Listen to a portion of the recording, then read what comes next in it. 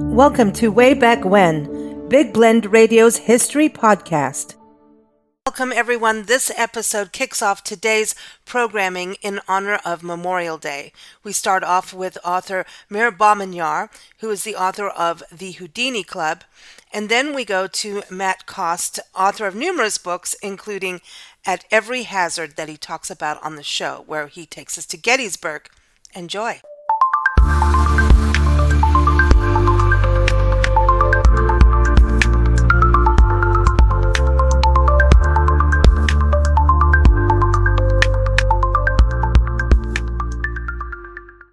Hey everyone, as part of our Memorial Day, we're super excited to have Mir Bahmanyar joining us back on the show. He is the author of The Houdini Club, and you can go to his website, Mir Bahmanyar. I messed up your name, didn't I, Mir? Did I mess it up? I think I did. No, it's good. It's Mir Bahmanyar. Bahmanyar, and so mirbahmanyar.com. The link is in the episode notes, as well as his very first interview with us. That was about a month ago or so about the Houdini Club. And this is really an incredible book that really focuses on World War II's Darby's Rangers. So welcome back, Mir. How are you? Good. How are you? Doing good. I've been talking about you on podcasts and getting your name right, I hope. I've been talking about you because in the last episode that we did together, you said something that I'm going to bring up again for probably the 10th or 15th or 20th time. You mentioned about thanking people for their service. And I recall you saying you thank them for their sacrifice. Am I right in that? That you thank those who have served for their sacrifice? Yes, because, it's not just, of course, it's the worst outcome, people getting killed or getting wounded, but it's also people who, have psychological issues during or after a war, who are, get sick and don't recover or have trench foot or what. So there are lots of things. And for a person to step up and know that the chances are that you might get hurt, I think that's something that we should appreciate. And we should be aware of. It's not just simply, the physical injuries, but also the mental injuries that that soldiers can undergo, soldiers, sailors, and airmen and women. So, yes.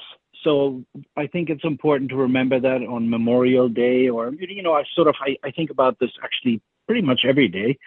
Yeah. So maybe that's because I write about it a lot or not, but I do think about it frequently. I've had former comrades of mine. I was in the peacetime military. I've had former comrades of mine get killed in Panama or in Afghanistan and Iraq.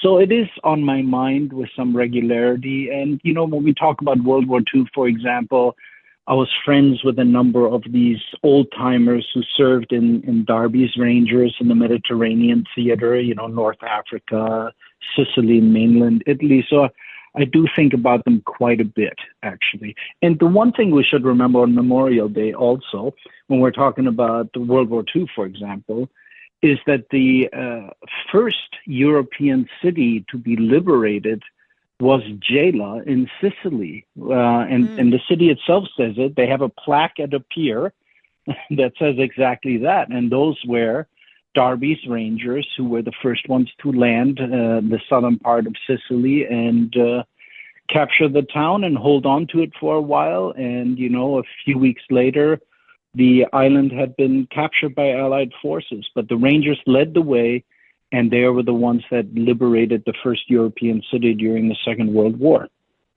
Wow. Amazing, though, huh? Something to think about, yeah. Yeah, it is. I think we need things like Memorial Day and Veterans Day to kind of wake us up a little bit. And, I think we talked about this the last time too, that, when we look at what's happening in the news, we see numbers and we become everything just becomes a statistic or a part of a pie chart. But these are human beings. Yeah. And, a number, just one person dying is a big deal. It's a terrible thing for sure. Yeah.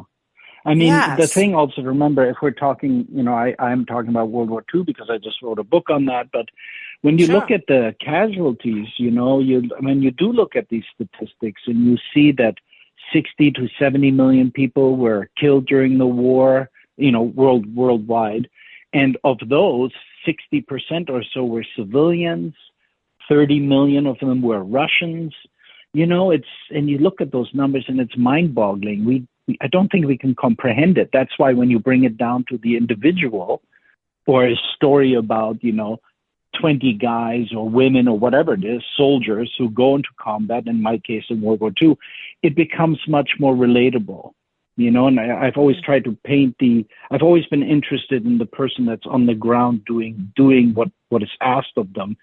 And I think the key thing to remember is that everybody, civilian or otherwise, is human. And that could be your neighbor, it could be your family member, it could be someone down the street, So I think Memorial Day should be not just an awareness of the soldiers, which it should, but it should also be of the civilians and people in general who suffer through war or during war. I think that's another Mm. thing that we need to remember. And there's also Vietnam. You think about people getting drafted that didn't want to or Yeah, didn't feel like they didn't have that drive for it, you know? yeah, Um, for sure. yeah, Absolutely. I mean, that's the other thing to think about. Today, of course, we are a professional army where people volunteer and they should sort of have an understanding and idea of what they're getting into. But you look at some people who were drafted and who did their job because A, they couldn't get out of it, or B, because, why wouldn't they? The country asked them to do something. But there are lots of people who don't want to be in war and they end up in war. And hmm it's a kudos to them. And also, I also want to say something which may not be as sympathetically taken as some things, but people who don't want to go to war and who, let's say, during Vietnam fled to Canada, I also appreciate that because they took a hmm stance and they said, war is not for me, especially this kind of a war. And we should not forget them either. hmm It's quite courageous sometimes to step up against the wave of patriotism or whatever we want to call it. So, That's a really, really good point because I mean, mm, what America's in a crazy stance right now. I know where you are in hmm Canada just changed up a whole bunch too, thanks yeah, to America. But yeah, true. I think we're in a very big division in this country right now, and I, go like, hey, we need to look at what has happened through this Hmm division, right? Where Yeah. does the line of patriotism begin and end? You believe in something Yeah. so strong. Are you going to fight over it? Are you going to divide your family and your friends over it? I've seen friends lose each other. I've had that hmm actually in my own life. And Yeah. I think it is good to take a stand on what you believe when it comes that close to your personal life. I know that in Yeah. South Africa, my friends had to go to the military after high hmm school. It was mandatory two Yeah. years. Like Israel did that too, even with women, right? I don't know Yeah. if they do that now. I don't think so. But in South Africa, you had to go to the military. And my boyfriend at the time is just not that, man. He was like a Yeah. For sure. Rastafarian, seriously, like Rastafarian, a white Yeah. boy Rastafarian. But hmm he came Yeah. from a very traumatic background with his family, and he mm could not do this. And at that time, we were Yeah. having serious issues with Angola. And I had a Yes. lot of army friends and they hmm taught me how to play soccer. So watch me on the field. I will hmm get you. Anyway, but they did. I used But to watch the it's World Cup with them, but this, yeah. Yeah. and I played and learned, but, hmm he was one of those who really couldn't and Yeah. ended up almost It's committing suicide and absolutely. over that. It takes all kinds. Yeah. It takes all kinds. But again, my personal opinion on this is, it's an individual choice, and certainly wars are a terrible thing, and I've been lucky that I've not been in one. But we also ought to remember that probably most wars don't need to be fought. And we ask a great deal of the men and women who are in uniform, and even some civilians in certain places. You know, you look at Israel, Palestine, you look at Russia, Ukraine, you look at Sudan, you look at Congo, your experiences, South Africa, Rhodesia, and all that. You know, sometimes wars are not a good thing. We are not actually fighting the quote unquote great evil. You know, very often that's the exception to the rule. So we should always remember on Memorial Day what we ask of our people, civilian and military, and we should also have an eye out for the people who stood up and said, you know, enough is enough, or I don't want to be part of this. This should all be part and parcel of remembrance. We should celebrate the people who did the work that we asked them, and we should celebrate the people who stood up and said, you know, this is wrong and we shouldn't do it and I don't want to be part of it. I think we need to kind of refocus that. I think that is also part to what you said about the division in the United States right now.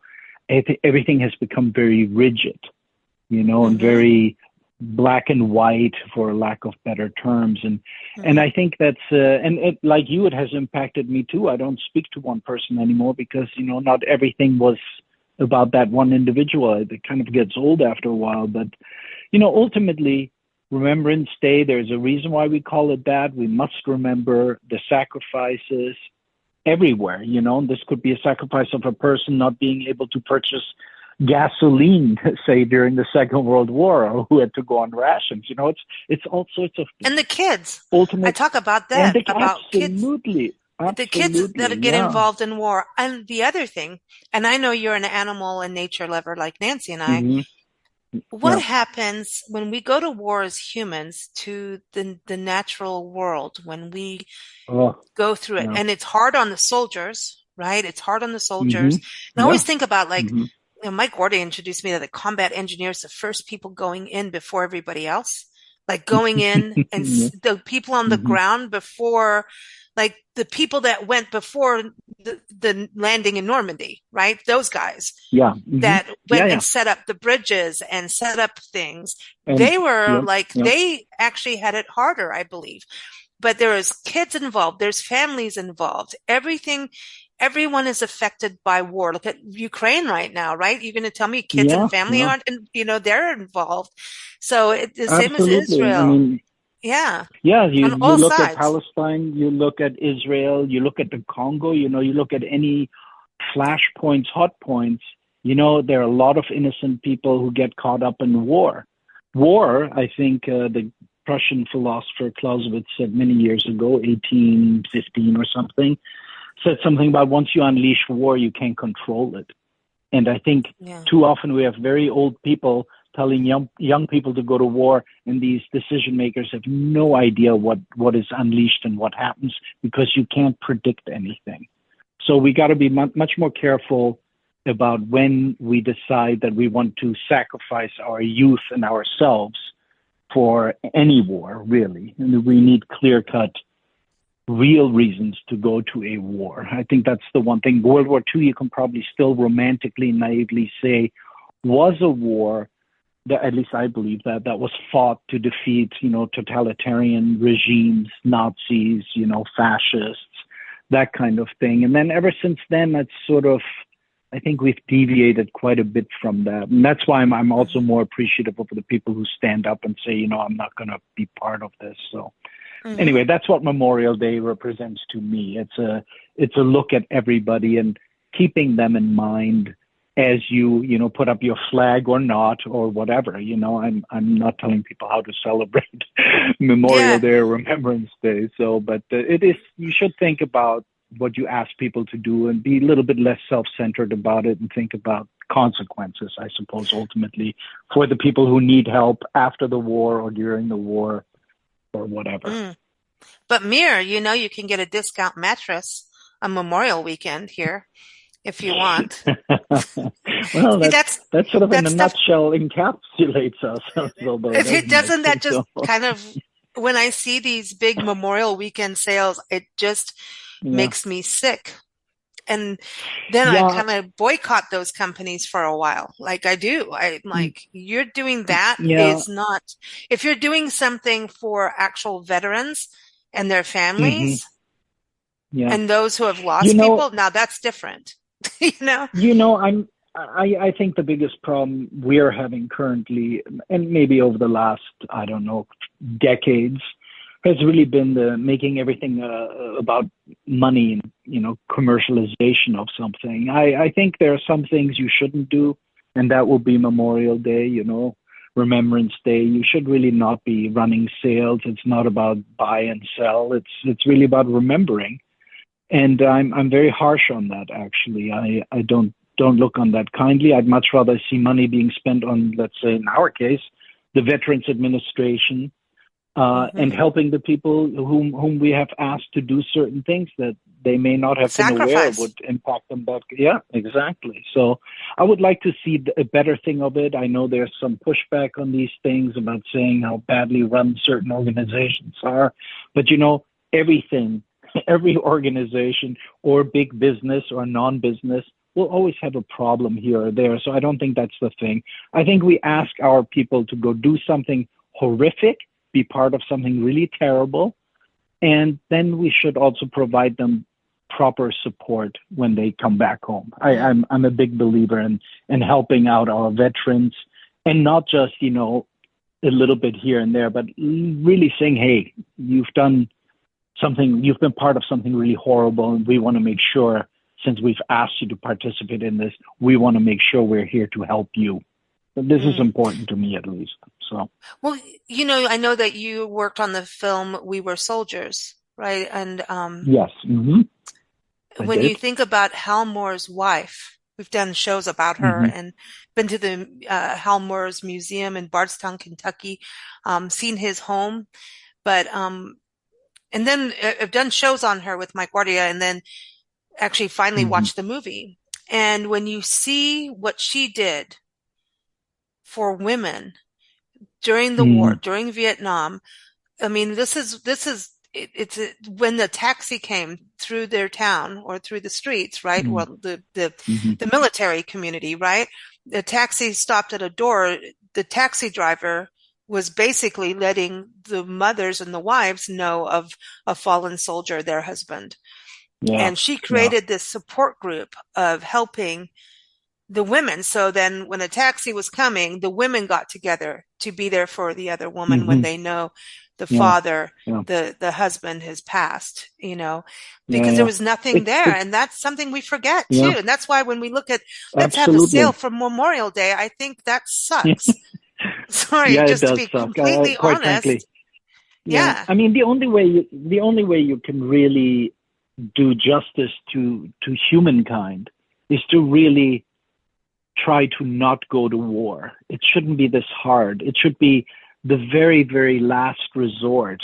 It shouldn't be the first resort. And unfortunately, I think Mm. over the last, I don't know what, I can't even say, but let's just say, for argument's sake, since the Second World War, we really have waged too many wars that I find not necessary, or that could have been avoided, probably, Mm. and something else could have been done. So, but you know Yeah, it's become ego here we too. are. Anyway, that's a whole Yeah, other conversation. Like, don't yeah, get me started. yeah, We're doing yeah, good. This is almost our rants and raves show. We'll have to put rock and roll in there then, That's our show, rants, we raves, have and to. rock and roll. And we had to stop it at There one you go. point, but it's still there, but it's Yeah. mostly music now. But it would be like, what's your Uh, rant? And you can't have a rant without a rave, and then you have to have rock and roll to balance it out because solves everything in our books. But it does often, yes. when you think about these stories, I mean, is that what spurs you on? Because, when you look at how Yeah, the raw reality of death, because war equals yeah, death and it also equals peace, right? So it's that, yeah. It's a weird thing. Yeah, yeah. yeah. Well, Is for that me, what spurs you on to keep going? for And me, the important thing for me has always been in all my writing, most notably in my second World War book right now, but it's always been about the experiences of the person who is out there on the front lines. That has always been important. I always feel that we need to document that to the best of our abilities. And nowadays, of course, everything is live streamed, so it's a slightly different thing. But when you look at World War II or even Vietnam is the first televised war. But, it's just important for me, it is important to point out, look, we asked this 18-year-old kid from Iowa to go over there and kill people. So it's important for me to preserve the history of the individuals as much as I can. And I try not to be too judgmental on that because I'm not in that situation. I don't know what it's like. What I do know is that wars are a terrible thing. It's a curse on mankind or humankind, mostly men though. So let's call it mankind. And I really wish for our politicians, our leaders, and even our population, because we're easily swayed, I really wish we were a little kinder and a little bit more aware of the utter destruction wars can wreak. We've been very lucky because we're sort of isolated here in the United States, but we should be a little more thoughtful on these things, especially on Memorial Day and Remembrance Day, things like that. We really ought to give this some thought, I think. Yeah, So. I love that. I love that, you're documenting and sharing stories of photos in the Houdini Club, and letting people know about the bravery, the sacrifice, what people went through. I think it's so important that we have this as tangible evidence, basically. Yes. Because I agree. it has to be tangible for us, and it's personal. When you read a book, we probably talked about that too. It's like such a personal journey, and it gives, and you can go as fast or as slow or rewind if you want and reread a section and really internalize it and really think about what these people went through, So, I just want you to go back real quick on the Houdini Club and let everyone know who the Houdinis were. Who's the Houdinis? Who? Well, I feel like I'm going to play the Who now. Yeah, exactly. Well, the basic story is about the first American commandos in the Second World War, and they're called collectively Darby's Rangers. And they fight long before we have D-Day in Normandy. They fight from 1942 till 44. And what happens eventually is that this massive battle where they're basically outnumbered. I don't even know what the percentage was, but call it like 10-1 or something like that. And eventually a lot of them get captured. And the guys who become members of the Ranger Houdini Club are the guys who manage to escape from the prisoner of war camps, be that in Italy, or escape from trains as they're being shipped to Germany, or some who escaped from German prisoner of war camps and had horrible experiences. I mean, some of the worst mankind you can imagine. And some of these guys went through it and yet managed to escape and make it back to their homes.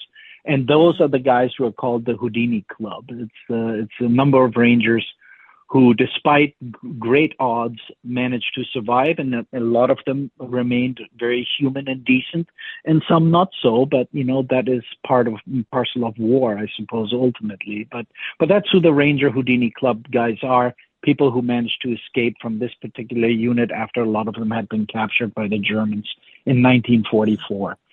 So great stories, actually. I will say that. And the book in many ways is very honest. Tells you the great things about these guys. It tells you some of the terrible things. But I was just actually, oddly enough, listening to the audiobook this morning, and I'm like, it's really like a love poem of these guys that.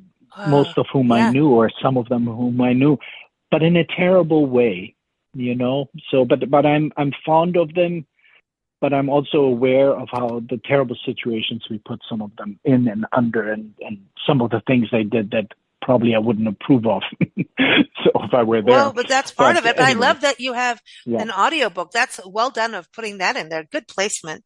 That's good because so many people listen more than they read. Yeah. And, as they drive and, for those who are visually impaired, this really helps as well so that they're not left out, Absolutely. Going to this first European city that you're talking about that was liberated. So you were saying that there's a plaque on the beach that you can go to. So you've been there, right? You've been to Sicily. So I know you've had good pizza then. I've had great food. And I mean, I love Sicily. I had no idea how much I love it. And, it's got great history, ancient, from the ancient Sicilians to Greeks to Phoenicians, Carthaginians, Romans, everything. Wow. There's a lot to see. It's beautiful. The food is great. The people are great. And Gela was at the southern part of the island. And it was the first, it was where these Darby's Rangers, with the future members of the Houdini Club, landed at night, did an amphibious assault, just like at D-Day that we are familiar with in Normandy, France. They took a lot of casualties there. And when you go there, there's a beautiful beach there. I mean, all the beaches in Sicily are beautiful. And if you walk up, you're like 100 feet away from the town. So, and there's a big pier there now that had been blown up during the Second World War, by the way, by the Germans, I think it was. And there's a plaque there now, and it basically says the first European city liberated by the Allies, Gela, and I think it's July 9th or 10th, 1943. So it's there, and they have other small memorials here and there, and it's really great to go visit. I recommend it highly, even if you don't care about the Second World War. But if you're an American and you happen to go there, go to Gela, which is in the south. There are a couple other places, but that Gela is a beautiful little town, sandstones, nice big cathedral, all that kind of stuff, and saw some very heavy fighting, but beautiful, great food, great drinks, great coffee shops, and the people have been, very good, very helpful. And I really like Sicily very much. And the key point to Sicily is it's the first European city we liberated, and it was done by Darby's Rangers, the Houdini Club guys. So to me, it's a memorable place. And like I said, if you like ancient history, Valley of the Temples is at Agrigento, which is more an inland, but you can see anything you want. It's a worthy trip to go to Sicily. If you can afford a vacation, go to Sicily. If you rent a car, get insurance. You will need it. And, Yep. and really just enjoy it. Enjoy the beauty of the island, and enjoy the wonderful people that really live there. It's I mean, I know we always think of the mafia and everything, but because of a few movies, but really the people were terrific. Really some great people, great food. My wife and I had a wonderful time, and it was very sobering, maybe sombering when you go there and you walk and you're like, here a bunch of Rangers got killed as they stepped on minefields, as they came ashore, as they got cut down by machine gun fire. Here's the cathedral, which still stands, and over here is where a couple of Italian civilians had been killed and Italian soldiers had been killed in the firefights. It's eye-opening, and I don't want to be too romantic about this, but it is eye-opening, and it's a wonderful place to go visit overall. But keep in mind the history of these, and they had brutal fights, of course, in ancient times as well there. So Yeah. anyway, Well, I know we get better as we go, right? Weaponry, nuclear, and now yes, drones. And I mean, you got to look, that's what's so scary about even, flirting with the war, to me, is a scary thing because of nuclear. Yeah. Yes. I was watching a documentary on Vitalik, and hopefully I said that right. Because I have my own language, but he created like this whole cryptocurrency Bitcoin platform, and it's really an incredible story, and he's an incredible human being. Like his mind is mind blowing. He's mind blowing, like a genius. He's a genius. But then they were looking at how, like, North Korea is able to go on there, and I think it was North Korea or Iran or I'm getting that wrong. One of them, I think it was North Korea, were able to go in and actually steal arms, like billions of dollars of arms through this. So these whole networks, I mean, as we progress, there's progression. And then, like, the internet was so great until we found out how many people were like sex trafficked through it, and drugs, and, and animals are being wildlife trafficking. And, so all these wonderful, it's a good thing. And then there's this whole, as good as something is, there's this whole other dark side always in these things. There always is, yes. When someone's just talking, flippantly about war, like, stop it, because it can blow up so quick. I mean, in a nanosecond, we could all just implode. Yes, honestly, that's how I look at it. I mean, today, if you look at World War II, it took some major effort to destroy people and cities. Today, it's in the blink of an eye. Hmm. So it is a frightening thing, and the growth of AI and warfare is very disconcerting. And because I think there will come a point in time when it'll no longer have human control. I mean, I don't mean to sound like Terminator or anything, but there'll not be necessarily human approval of targeting because Yeah. everything has been artificially intelligenced, and so there'll be Wow. decisions made that don't involve humans anymore. So it's a scary thing. Wouldn't it be better if we took all this technology and all our power and all our money that our governments have and tried to do something good with it and positive? What, That's kind like of what help I people always out of hoped for. poverty? I was just reading like America's Yeah. like 60% of America can't really afford to be alive. Like Oh, literally it's can't terrible. actually Yeah, feed yeah, yeah, themselves. yeah, And yet we're supposed to be yeah, this big superpower nation, So yeah, I mean, I know I'm going yeah. to get yelled at for this episode, but I don't Yeah, care. it's okay. Bring it, But whatever. we have enough money, and we even have technology where this should not be a problem. I Yeah. really think we should not have people that are homeless in the street if they don't want to be, whatever. I'm not Yeah. ever going to force Yeah. an individual to do anything they don't want to Some do people want to be necessarily, but homeless. Yeah. maybe, I don't know, but I'm not going to judge them on that. But what I'm saying is we have the tools, we have the resources. If we really wanted to do good, we could. And this is another thing we should think about over Memorial Day, Remembrance Day. We have the power to do great things, positive Mm-hmm. things. Maybe we should Mm-hmm. try to refocus on that and not wage our forever wars, and maybe not allow the concentration of great wealth and power into a few hands. Maybe we need to Mm. go back to sharing the wealth so everyone can have a quality of life and, not destroy the Oh, planet in the process. That'll be a good thing. perfect. That is the perfect closing to this segment, which I could talk to you for hours. Everyone, again, the Houdini Club is out now and in audiobook. So check that out. Go to mirabamanjar.com and the link is in the episode's notes if you didn't understand how I pronounced that. I don't know how I pronounce that. I don't know. Mira will tell me later. But thank you so much for joining us. It's always a pleasure. Please come back. You're always welcome here. Thank you. Thank you very much.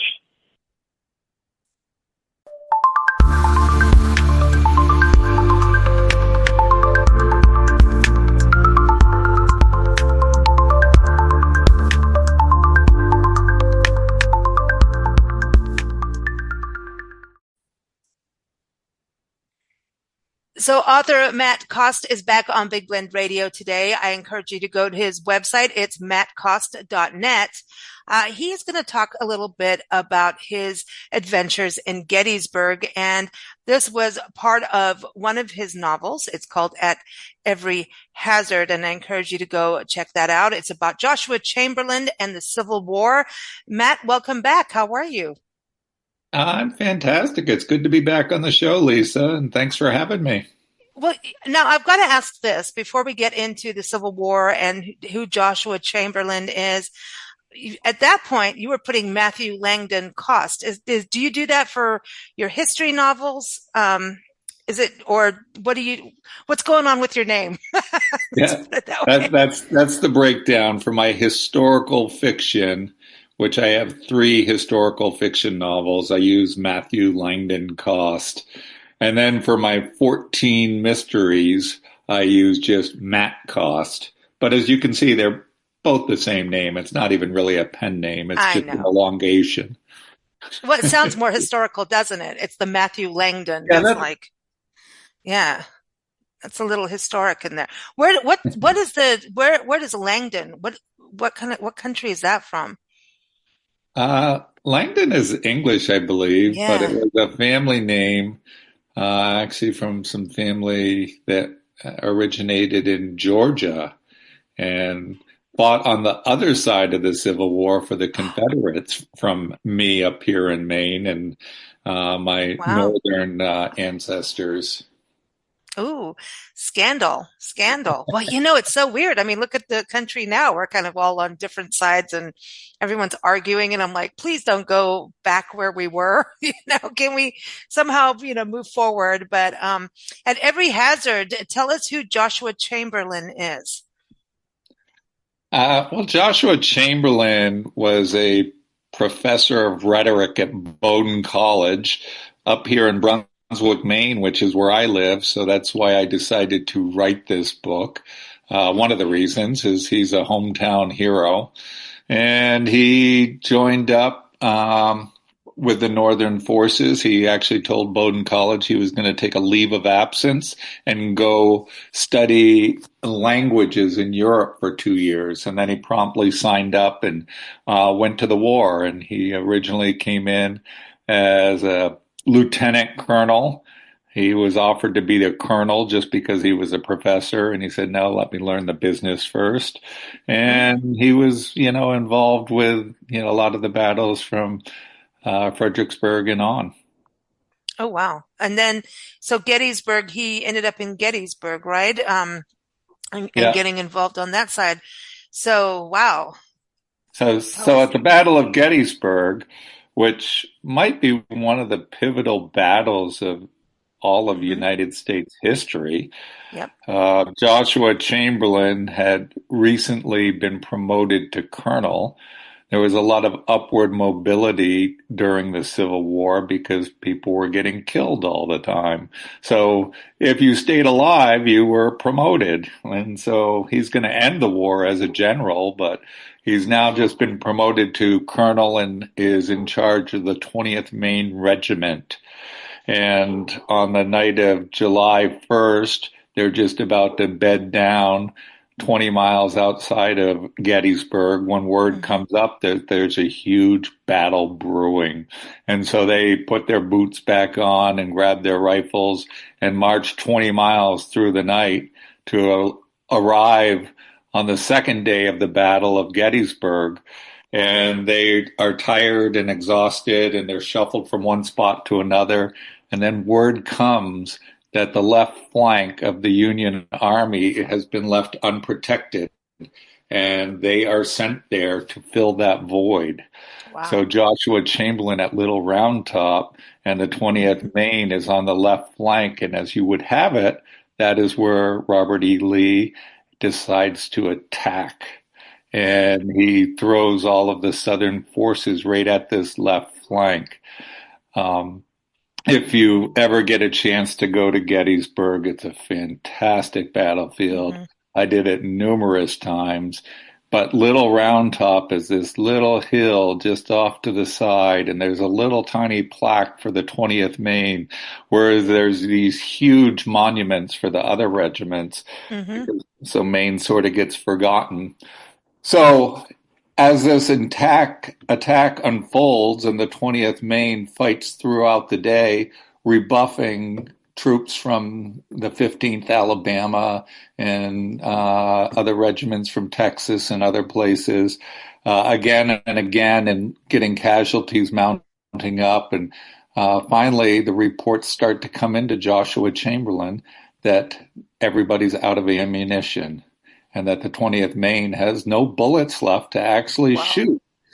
And the thought is that if if they fold there, that the Southern Army will, flank them and then roll down the whole rest of the army and set them to, fleeing in terror, which has been happening many battles before that with the Confederates routing the Union troops. And then there would be a clear march on Washington, D.C. And a lot of politicians had been fighting in the North to end this war already. So an attack on Washington, D.C. and probably capturing it would have effectively ended the war, most likely. So this was very possible. So when Joshua Chamberlain is given charge of the left flank, he is told to hold the ground at every hazard, which is the title of my Mm. book, At Every Hazard. And so Wow. he writes about this a bit, how he's ruminating, what does at every hazard mean? I mean, you can hold it till the death, but this seemed even more important than holding the ground until you're dead, but that you had to hold it no matter what, even if you are dead.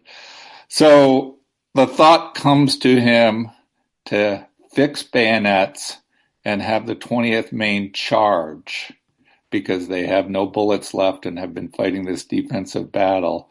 And so he institutes what's called a turning wheel charge. And in effect, the pivot point marches in place while several hundred yards off, the left flank of this starts going double time, and everybody in between sort of does it somewhere in between not moving and going double time, so that it's like a lever or a wheel spinning down off of the hill, and they have their bayonets fixed and they charge down and totally shock and surprise the Confederate troops who can't drop their guns and flee fast enough. And this is effectively going to break what looked like a successful Confederate win at Little Round Top. Wow. So Wow. um, That's badass. yeah, it was pretty cool, you know, and it's been mentioned in some films and books and things like that. But, you know, outside of Maine, I don't know how many people still know Joshua Chamberlain. Actually, he's very well known in the South because of that battle. And as well, he was going to be the one that is selected at the end of the war at Appomattox to select to accept the surrender of Robert E. Lee and his army. And he does so and pays honor and tribute to the fallen Confederates who go on to respect him for, you know, the rest of their lives and his life for this honor that he showed them. That's incredible. I did not know this story at all. And, you know, the name sounds familiar, and I don't know if it's because I've seen something of him or read it, or, you know, being in Gettysburg too, or it's just a good name. You know, I mean, it's one of those names. It's a good name. You know, and I used to live outside Joshua Tree, so maybe it's that. But, you know, that's this thing. I think this is so important, you know, the power of the pen to keep these stories alive. And through fiction is one of the ways to do it. So the fiction story, because I've not read this one, at every hazard, this story, is it, you know, based on the truth and then just made into a way that we can, you know, enjoy a story. Yeah, absolutely. That's what I try and do with my historical fiction, is bring it to life like it really was.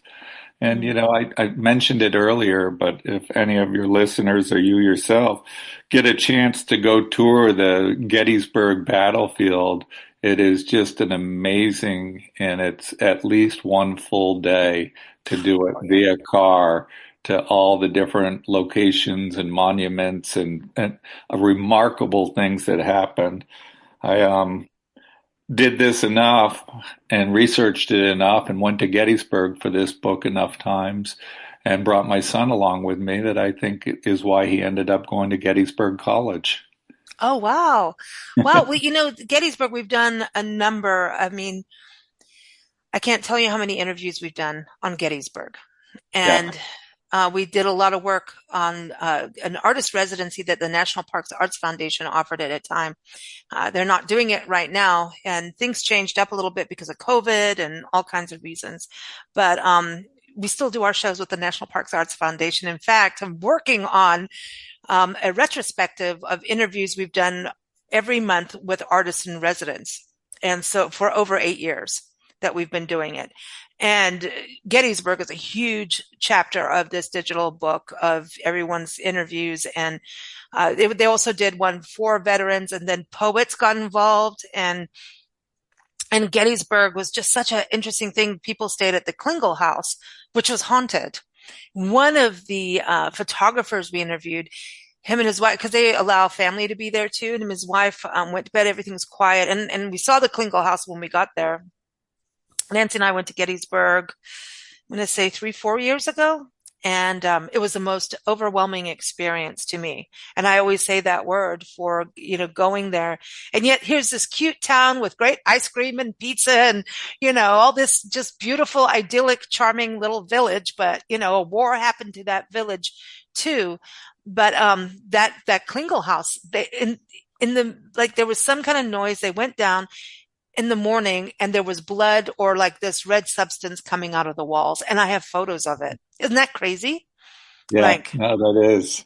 that's kind of freaky. I don't know if it's true or not, but Gettysburg, we went and it was during COVID. I think it was when people were allowed out of their house and it was just so many people there, but we saw multi generations. Like you talk about your son, it was people were on the phone calling their grandparents, trying to locate different memorials and people's names. And um, we did that tour of all and I remember when you mentioned Alabama, I was like, that was a big, they had a big memorial for them, big monument. But it is one of those places when we look at right now as summer travel's about to happen and, Memorial Weekend's kind of that, kickoff on that. I encourage people to put Gettysburg on their list because it really, when we look at where our country is today, and when you go to a place like Gettysburg, war becomes very real, a battle. And when you go to the cemetery and you see all these nameless resting spaces, it is very moving. It's sad, but it really brings it home of just how close we can get if we don't, start behaving. I'm Right. not trying to be political, but I'm just saying history, these places are there to remember those who really sacrificed and put their lives on their line and their families, also went through it. The town of Gettysburg, a woman got shot making bread and a bullet went through the house and nailed her, it's Yeah. sad. And these stories are very real. And I don't know. I find it so important, I think, especially to take your kids. It's a national battlefield. I don't know how long it'll actually be in our National Park Service. I hope it's one of those that get to stay as a National Park Service, but unit. But It I just just might not find be funded anymore. it might go to state level is what's happening. Yeah. A It lot of probably that. pays for itself because they do ask for a nominal fee when you go through it, and it has so many people go through that it's probably one of those national parks that makes money as opposed to needs funding. It's it all goes in the general fund. That's a whole other conversation on the Yeah. podcast. That's why Nancy and I travel full time doing this. It's so when you buy your pass at a park, that money goes back into that park unit, that office, that area. When you buy your park passes online, which is where even Sequoia National Park just went completely cashless online, it goes to the headquarters, which means the money goes into the general fund. So if you buy your Gettysburg pass online, you're not actually supporting Gettysburg directly, but you being there is supporting the community, the economy. It's very important. The National Park Service, a study was done about 10 years ago by Forbes, the money people, and they said that if the National Park Service was actually a public company like Google, it is far outweighs the value and the amount of money that parks bring into our economy. It is more profitable than Google. Right. That's how important our parks are. So anyway, Yeah. sorry, I got riled up. Sorry. But I think well, this is so important when you go. These places just mean something in for the youth to understand it. And you taught high school, junior high, right? So Yeah. when you go to a place like Gettysburg, that's one of those places I think that all kids need to go in this country. Like I feel that strongly about Gettysburg. What do you think? Because it makes sense of the Civil War in one place, and then there's all these other battlefields like Manassas and all of that you can go. I can't pronounce everything up there. The pronunciation of things in some parts of this country are baffling to me. But Monocacy is nearby there too. But if kids were able to go there, doesn't it kind of mean more than the textbook, you know? Absolutely. It's quite a haul from Maine, but if, we were a little bit closer, I would definitely a push to take my seventh and eighth graders to Gettysburg as part of our U.S. history. That would be so much better than any textbook. I agree. Yeah. And everyone, if you have a fourth grader in your family, there's a program. If you are a veteran, there's a program, you have a lifetime free membership or entrance into national parks for free, including everyone in your car, your family. So whoever goes with you, if you're a senior, there's a park pass the Golden Age Pass. It's very nominal. And once you get that, you are free for the rest of your life, as well as the people with you. And you can also go, into forest land and a lot of our public lands without getting extra permits, depending on what you're doing. So, you have to ask and check it out on websites. But so Gettysburg is very affordable for a family to go through and really start to find their family history too. Did you do the graveyard? Or the cemetery? Which one? Yeah, the cemetery. It's not next to a church. The cemetery, yeah. Yeah. I went through the cemetery. I did the tour several times, and then just went on my own. And, I'd like to add that, the town of Gettysburg is a pretty fantastic town as well. So, after touring the battlefield during the day, there's plenty to do, as you were suggesting earlier, with restaurants and ghost tours and ice cream shops. And, it's a good place to take your family. And a lot of agriculture. They're known for their apples, apple pie, all that good stuff too. In the episode notes, I'm going to put a link to Matt's website again, which is mattcost.net. And I'll also link to the recent interview we did with Visit Gettysburg. Mary Grace Kaufman was on the show, so I'll link to that. And also we have so much on Gettysburg. If you go, please take your kids. Go this summer as you road trip. Did you go to Eisenhower's farm? I did not. I have not done Eisenhower's farm. I almost was there one time, but didn't make it for some reason. I forget why. I want to live on his farm. When we were there, it was closed up. You couldn't go in the farmhouse. And they have like a little section that's like a guest cabin kind of thing on there. I mean, he would bring all these dignitaries from around the world just to hang out on the farm and talk there versus being, in the White House and all of that, and have this. Well, I think it's smart when you have those kinds of negotiations to be in a calm place, and it's beautiful. They have rose gardens and birds, and it's a working farm and a golf course on there, like a little golf course thing. Not that I know how to play golf, but I could live there. It is so gorgeous. So I hope you get to go there, Matt, at some point. Yeah, I'll have to rethink that one. And I want to give a shout out to our friends over at George's on York. It's a wonderful bed and breakfast in Tawnytown, just up the road or down the road or around the corner from Gettysburg. They love Gettysburg, and they will tell you everything about Gettysburg, and they have the best food on the planet, really. And there's a good brewery down the street too from them. So that's important, right, Matt? Breweries Absolutely. are important. Support them. There's a bunch of good breweries in Gettysburg. Oh. And Did Nancy and I distilleries miss out? as well. We missed out. Well, everyone, mattcost.net. Again, the book is At Every Hazard.